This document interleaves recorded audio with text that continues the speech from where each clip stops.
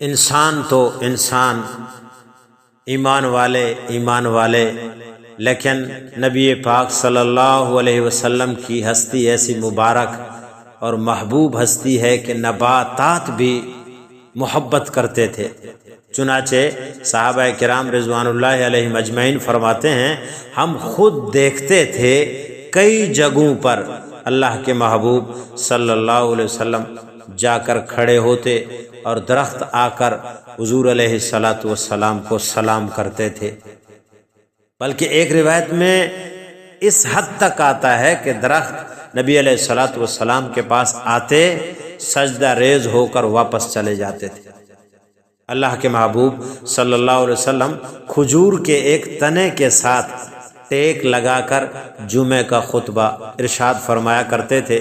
جب تمیم داری رضی اللہ تعالیٰ عنہ مسلمان ہوئے تو انہوں نے ممبر بنا کر اللہ کے محبوب صلی اللہ علیہ وسلم کی خدمت میں پیش کیا اور عرض کیا، اے اللہ کے حبیب، آپ اس پر تشریف فرما ہوا کریں اور اس پر کھڑے ہو کر خطبہ ارشاد فرمایا کریں۔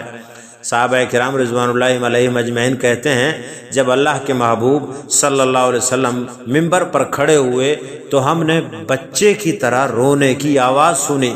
ہم حیران ہوئے اور ہم نے دیکھا کہ اللہ کے محبوب صلی اللہ علیہ وسلم نیچے اترے اور جس کھجور کے ساتھ ٹیک لگا کر خطبہ ارشاد فرمایا کرتے تھے اس کے قریب آئے اور آپ نے اس پر ہاتھ رکھا۔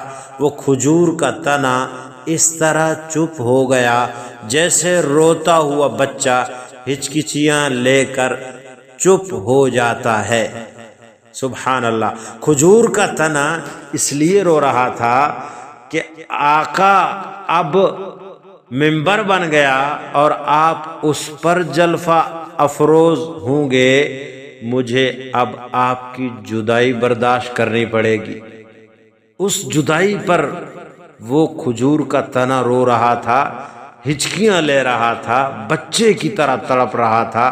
اللہ اکبر۔